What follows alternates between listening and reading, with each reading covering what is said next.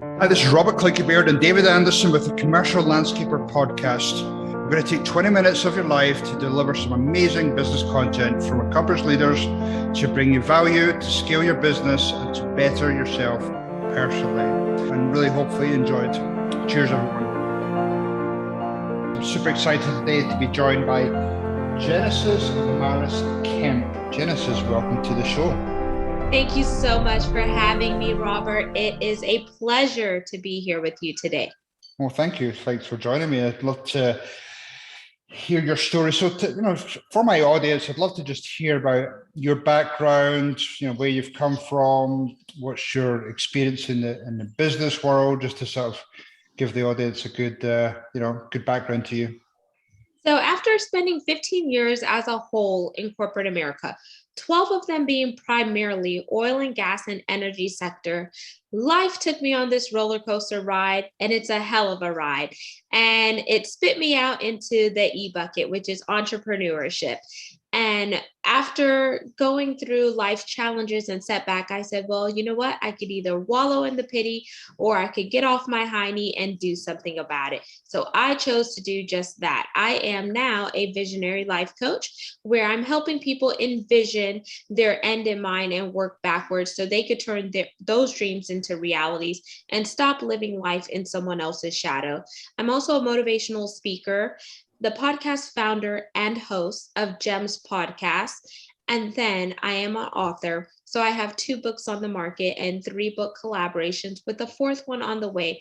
And it's to really show people that don't tell me the sky's the limit when there's footprints on the moon. That is a quote taken by Paul Brandt, because how many of us have been living life, but we haven't been living it in the driver's seat? We're on autopilot. We're going through the mundane things, and then boom, a curveball is thrown. What are you going to do? Are you going to catch that curveball, or is it coming at you fast and hot?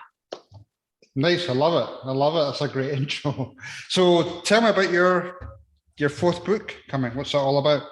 So my 4th book is a collaboration that I'm working on with Chad Smith. It's going to be an anthology with different authors, and he is the author of Battle Warriors. So he talks about his sobriety. We talk about diversity, equity, and inclusion. That's my part of the book, where I insert a part that was taken from my book, where I really feel strongly about some of the things that happened in 2020. I like to call it far from perfect vision, but a slap of reality, because that's what it was. I love it. Oh. Wait, and when is it? When are you hoping to release that book? Sometime in 2nd quarter this year. Okay, cool. I'll look out for that and grab myself a copy. So that's great. I'm looking forward to it. So we talked about off camera that, one of the things you love to talk about, and you touched on it during your intro about, living life on your terms. And, you also mentioned a topic about, don't be limited by the sky or, being in a box and things like that. There's so many other opportunities out there. So, I also mentioned about how there just seems to be a lot of people will wake up in the morning, they're immediately going to their inbox, they're going to social media, and that a lot of the time determines how their day progresses. So I'd love to just hear about, your version of living life on your terms. When it comes to living life on Genesis terms, what does that look like for me? First of all, when I wake up in the morning, I like to start with some silence a little bit. I don't want to just jump on my phone right away, and I don't want external factors to control how I start my day and how I'm going to feel. Other people do not determine my happiness. I determine my own happiness. So I start off by taking a nice, hot, steamy shower, washing away all of that gunk, because yesterday is gone and we can't recreate it. But today, the present moment, what can we create?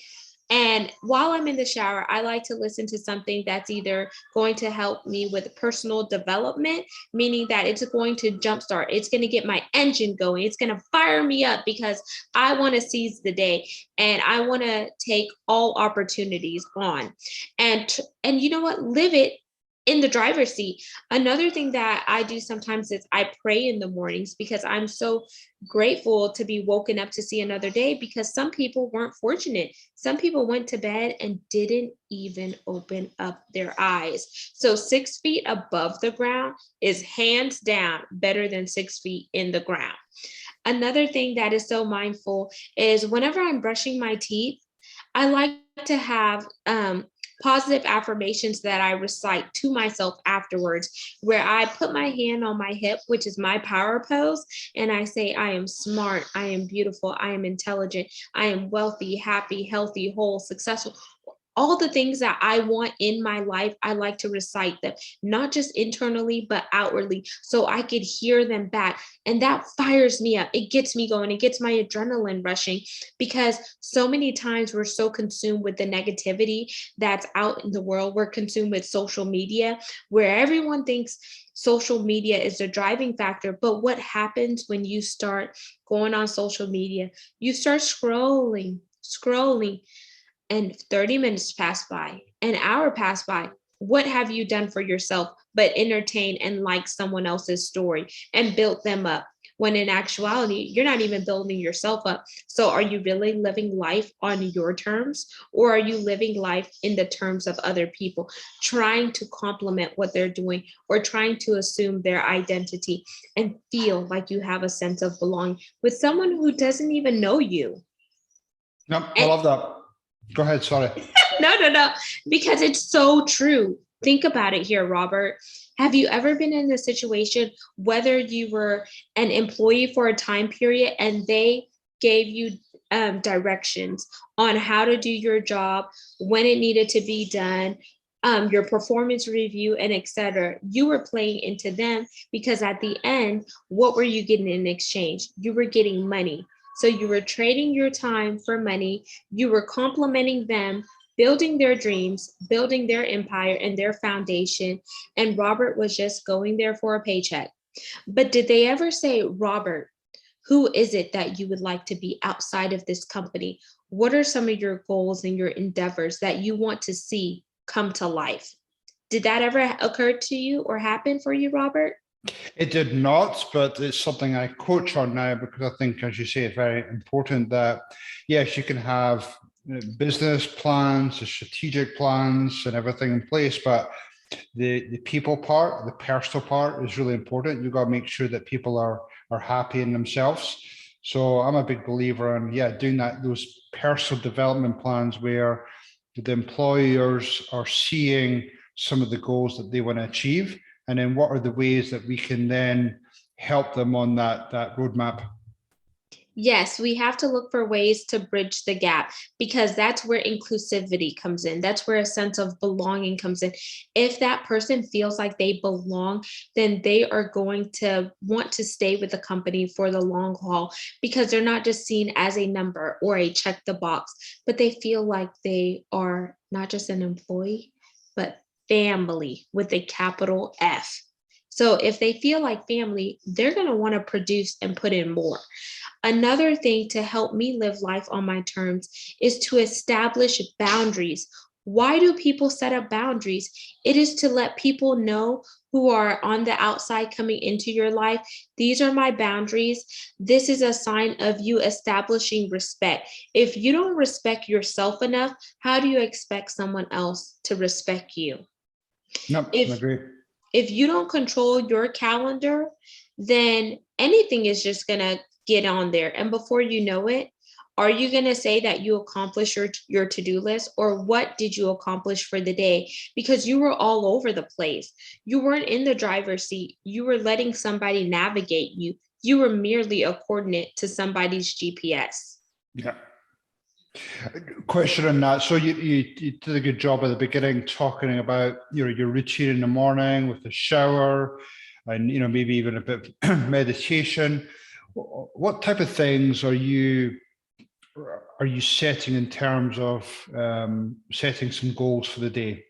Because again, you could get pulled in different directions from other people's agendas, but do you do things like, what are my 2 or 3 big things I want to achieve today, and then celebrating when you achieve those?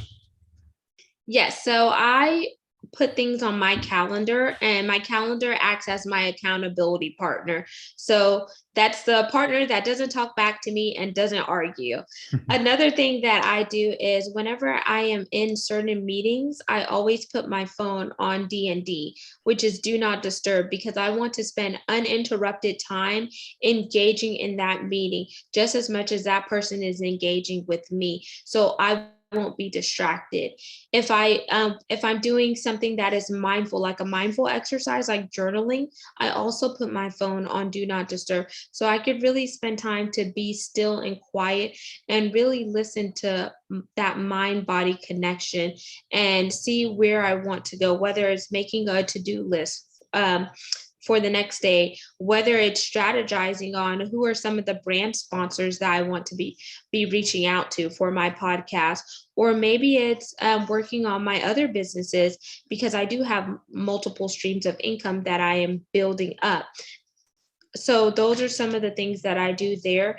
And then previous to all this, I had a coach. So there would be a time where every Tuesday at a certain time, I would talk to my coach, because I wanted to make sure that I was on the right track. But I also wanted to be stretched, Robert, so I could get to the higher level, because he's already been where I am and I'm trying to get to where he is. While I'm not trying to compare myself to him, I'm just trying to level up. No, it's great. I love that. And I talk about that actually in my book, where I feel as though we're operating at 30-40% of our capacity, because it's really easy for us to stay in that comfort zone. So, it's nice to have somebody, whether it be an accountability coach or some other coach, just pushing us outside that comfort zone. So yeah, I'm totally there with you. Now, one of my, you talked about your routine in the morning, and you're obviously doing that in the comforts of your house. You're not really got too many distractions going on, but we all have to leave the house. We all have to interact with other people. Other people are not necessarily have the same type of mindset or positivity around them. How do you deal with some of that negativity out there in terms of whether it be social media, whether it be the news, whether it be just other people's bad attitudes? How do you handle those scenarios? So let's tackle other people's bad attitudes. So, for example, if someone else is having a bad attitude, number one, why are they having a bad attitude? You may not know what that why is, but how are you allowing that bad attitude to affect you? Is that a person that is adding value to your life, or is that a person that is trying to take value away from you? How close are you with that individual? And does it make sense for you to feed into that energy? Because if you are an empath, sometimes you take on other people's problems, and before you know it, you're way down. So you have to ask yourself, is this something that I need to entertain, or is there something that I can say to change their attitude around maybe how they're feeling? Maybe it's just a warm gesture of giving them a smile that's priceless. Maybe it's just asking them, how are you doing? Are you okay? Which is an open-ended question, because then you lean into them, but they'll lean back into you, and they're able to open up, and that may help. But then most importantly, if you don't really know that individual, and that individual you're not going to see them again, and they're not adding value, then just let it stay there at the door. You don't need to take it inside the house, for example. Or maybe you are in a situation where life circumstances have happened and you're outside of your home or whatnot, and you're in a group of people and they're just being negative. You don't have to remain in conversation with those people. You could politely exit stage left or stage right and say, "Oh, I'm sorry. I would love to stay, but an emergency arose, or I'm late for a meeting," or just something like that, without making them feel uncomfortable. Yes, it may be a little lie, it may be a little fib, but it's protecting your inner peace and your sanity, because you don't want that toxicity to get inside of you and sour your day. Yeah, I agree 100%. But how does leadership qualities fit into this? Because effectively, you're through again your positivity and through your mindset, you're almost leading other people How does that play into it?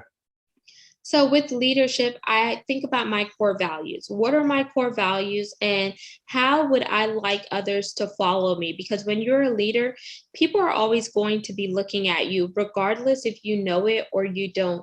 So how are you showing up on a daily basis for yourself? And are you staying true with your core values on the screen or off the screen? And how does it showcase who you are? Because people may see you one way, but then behind closed doors, you act in a totally different way. So, embracing leadership means being authentic, also being vulnerable and transparent.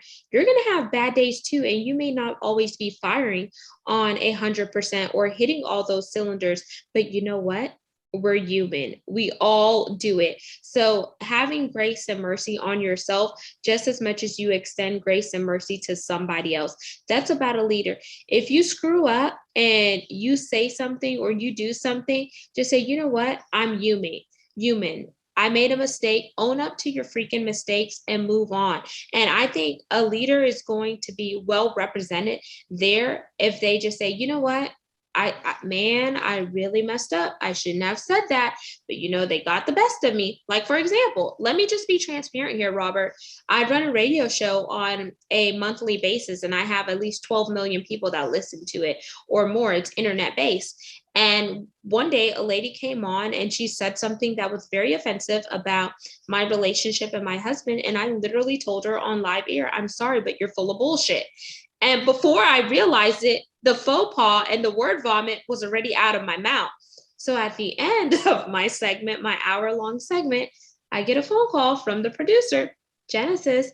You can't tell somebody live on air that they're full of bullshit. And I said, I'm sorry, she got the best of me, but you know what? I'm human. I'm going to work on it. It's not going to happen again. And I dealt with the situation right then and there, and I moved on. That's a part of being a leader. Yeah, I agree. Yeah. Well, thank you for sharing that with me. To talk about,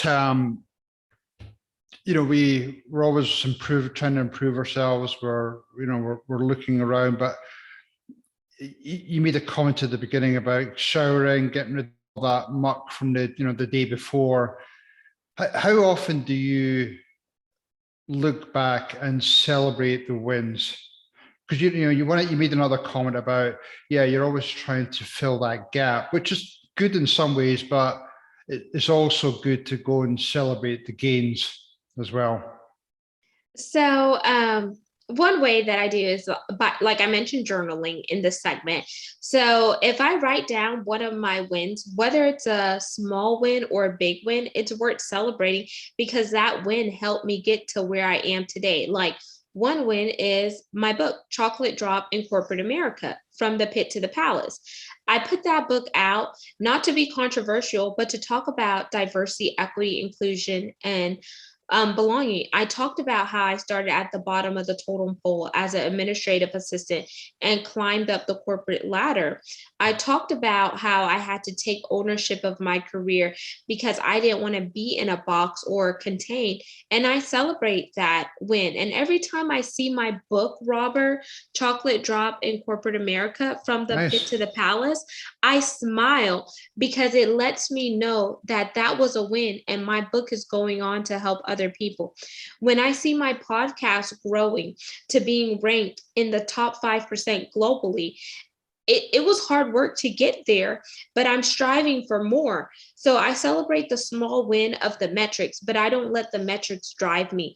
Where do I want to be? I want to be in that 1%er, baby. I want to be up there. But until I get there, I'm going to celebrate the baby steps and those milestones that have built up. And before you know it, those little milestones and those small rocks will turn into a pathway that's going to bridge the gap.